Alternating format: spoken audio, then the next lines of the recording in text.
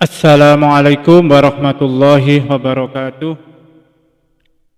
Bismillahirrahmanirrahim. Alhamdulillahi rabbil alamin.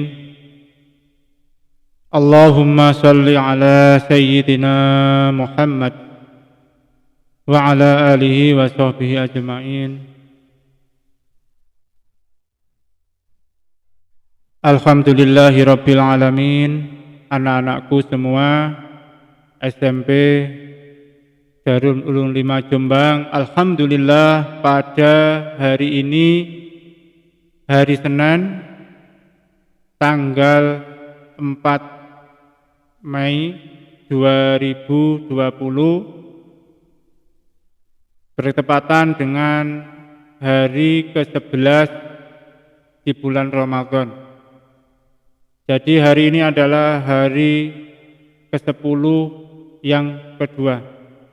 Alhamdulillah kita semua masih diberi kesehatan oleh Allah Subhanahu wa taala sehingga bisa melaksanakan kewajiban kita, yakni melaksanakan ibadah puasa Ramadan. Mudah-mudahan puasa yang kita lakukan mulai dari awal sampai hari ini menjadikan amal ibadah puasa yang diterima oleh Allah Subhanahu wa taala. Marilah hari ini kita melanjutkan ngaji kita kitab Aqidatul Awam yang kemarin materinya sampai pada sifat wajib bagi Allah. Masih ingat semua? Kemarin sudah saya jelaskan sifat wajib bagi Allah ada 20 yang sudah saya jelaskan sampai nomor 7, yaitu sifat qudrah yang artinya mampu. Selanjutnya sifat wajib bagi Allah yang ke-8 adalah iradah. Iradah artinya berkehendak, bahwasanya Allah itu mempunyai sifat iradah yang artinya maha berkehendak. Innallaha yaf'alu ma yurid. Sesungguhnya Allah maha melakukan apa yang dikehendakinya. Yang kedua atau yang nomor 9, sifat wajib bagi Allah adalah ilmu. Artinya Allah maha mengetahui. Allah maha mengetahui apa yang ada di bumi, apa yang ada di seluruh alam. Allah semuanya mengetahui. Innallaha alimum bidatis sudur. Bahkan Allah mengetahui apa yang ada di hati manusia. Selanjutnya yang ke-10, sifat Allah, sifat wajib Allah adalah hayat. Hayat artinya hidup, bahwa Allah itu mempunyai sifat hidup yang kekal, tidak seperti kita. Yang ke-11, sifat wajib bagi Allah adalah sama. Sama artinya Allah maha mendengar. Wa huwas sami'ul basir. Dan dialah Allah yang maha mendengar dan maha melihat, yang artinya Allah itu mendengar apapun yang ada di seluruh alam. Bahkan apabila ada daun yang jatuh, itu pun Allah maha mengetahui dan maha mendengar. Selanjutnya sifat wajib yang ke-11 adalah basar, yaitu maha melihat. Sebagaimana tadi yang saya bacakan, wa huwas samiul basir. Allah itu maha mendengar dan maha melihat. Apapun yang ada di alam semesta, Allah mengetahui. Kejadian apapun, Allah maha mengetahui. Selanjutnya yang ke-13, sifat wajib bagi Allah adalah kalam. Kalam artinya berbicara, yakni Allah itu mempunyai sifat kalam sebagaimana di dalam Al-Quran yang berbunyi wa kallamallahu Musa taklima. Allah pernah bertemu atau menemui Nabi Musa. Yang ke-14, sifat Allah yaitu qadiron, maha kuasa. Yang ke-10, muridan, berkehendak. Yang 16, aliman, maha mengetahui. Yang ke-17, hayyan, maha hidup. Yang ke-18, sami'an, yang maha mendengar. Ke-19, sifat wajib bagi Allah adalah basiron, maha melihat. Yang ke-20, mutakalliman, yaitu zat yang maha berbicara.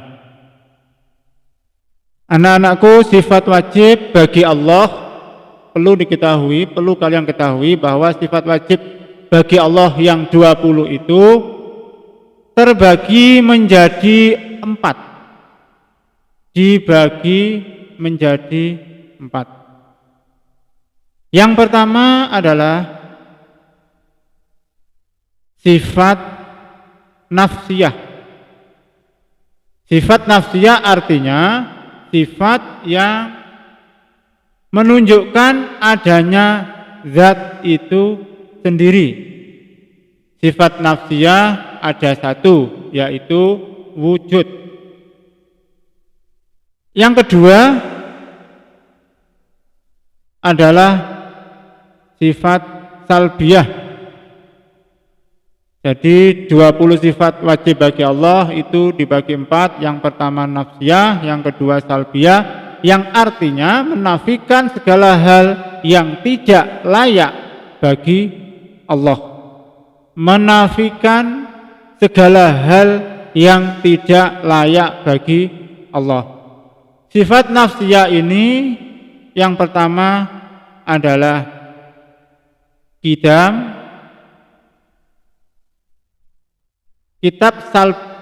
Sifat salbiyah ini yang pertama adalah qidam, kedua baqa, keempat mukhalafatu lil hawadisi, yang kelima qiyamuhu binafsihi, dan yang keenam adalah wahdaniyah. Jadi sifat salbiyah, qidam artinya dahulu. Dahulunya Allah, tidak ada permulaannya, beda dengan kita. Sifat baqa artinya kekal, yakni Allah itu tetap selama-lamanya, tidak mengalami perubahan sebagaimana kita asalnya bayi, kemudian menjadi anak-anak, menjadi orang dewasa awal, dan seterusnya. Sifat salbiyah yang ketiga mukhalafatu lil hawadisi, yang artinya Allah itu berbeda dengan makhluknya. Allah berbeda dengan ciptaannya. Yang keempat qiyamuhu binafsihi, Allah itu berdiri sendiri. Kemarin saya jelaskan bahwa Allah itu tidak membutuhkan kepada yang lainnya. Yang terakhir sifat salbiyah adalah wahdaniyah, Allah itu bisa. Yang ketiga adalah disebut dengan sifat ma'ani, yaitu sifat yang ada pada sesuatu yang disifati, yang otomatis menetap pada suatu hukum padanya. Sifat ma'ani itu ada 7, yaitu kudrah, iradah, ilmu, hayat, sama, basar, dan kalam. Yang terakhir adalah sifat maknawiyah, yaitu sifat yang selalu menetapi sifat ma'ani. Yang termasuk sifat maknawiyah ada 7, yaitu yang diawali dengan kaunuhu qadiran, kaunuhu muridan, kaunuhu aliman, kaunuhu hayyan, kaunuhu sami'an, kaunuhu basiran, yang terakhir kaunuhu mutakalliman. Itulah 20 sifat wajib Allah yang mana kita sebagai orang Islam, sebagai orang Muslim wajib hukumnya untuk mempelajari, wajib hukumnya untuk mengetahui. Sudah selesai sifat wajib bagi Allah. Untuk selanjutnya adalah sifat jaiz. Silakan dibuka bukunya, halaman 7 akan saya bacakan tentang mengenai sifat jaiz bagi Allah. Dipersiapkan bukunya, kitabnya, dan pulpennya. Bismillahirrahmanirrahim.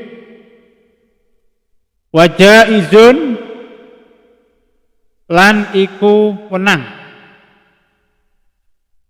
bifadlihi kelawan anugrahi Allah, wa adlihi lan keadilane Allah.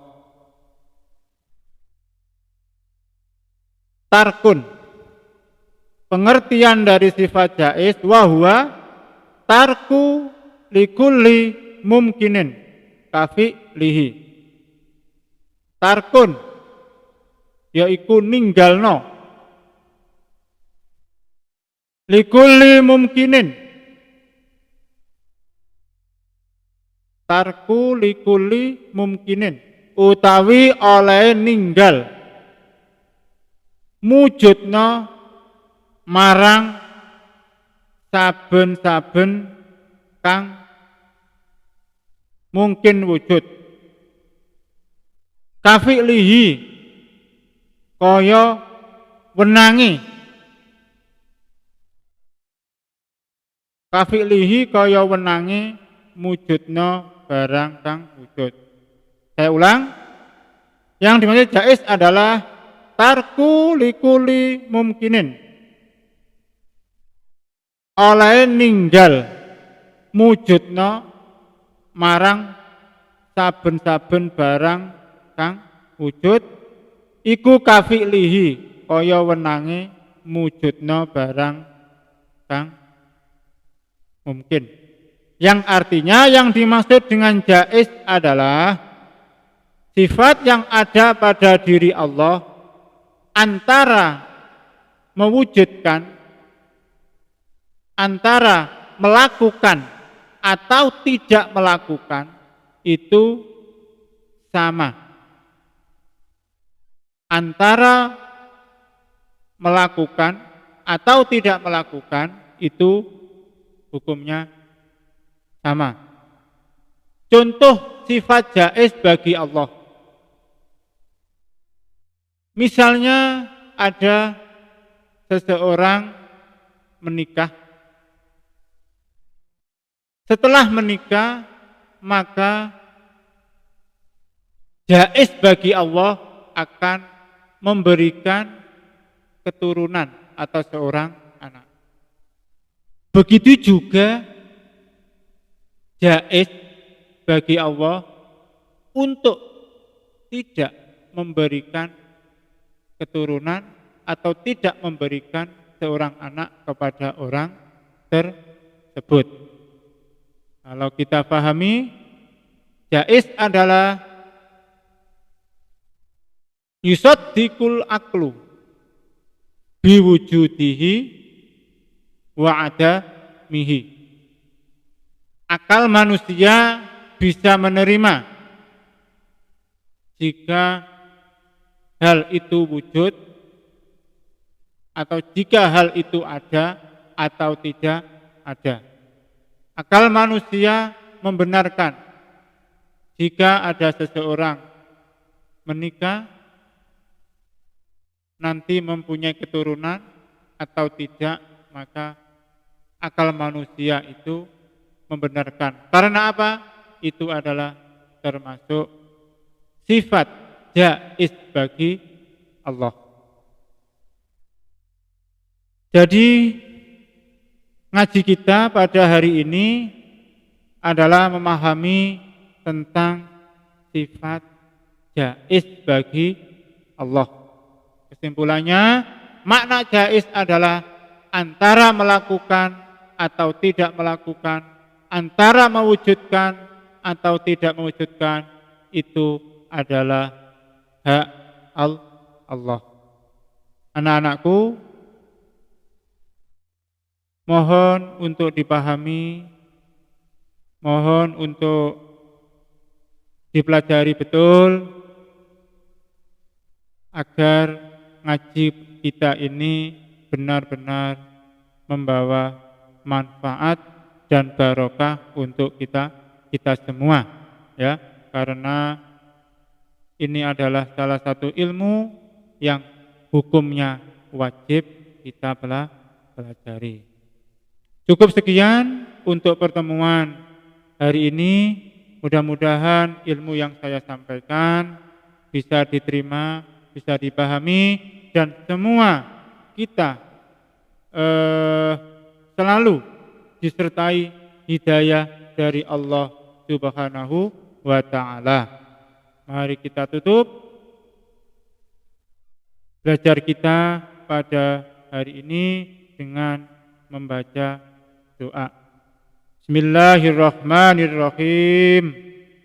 Allahumma inni astaudi'uka ma 'allamtanihi fardudhu ilayya inta hajati ilaihi wala tunsinihi ya rabbal alamin. Al-Fatihah. A'udzu billahi minasyaitonir rajim. Bismillahirrahmanirrahim. Alhamdulillahi rabbil alamin arrahmanir rahim maliki yaumiddin. Iyyaka na'budu wa iyyaka nasta'in ihdinas siratal mustaqim siratal ladzina an'amta 'alaihim ghairil maghdubi 'alaihim waladdallin. Amin. Assalamualaikum warahmatullahi wabarakatuh.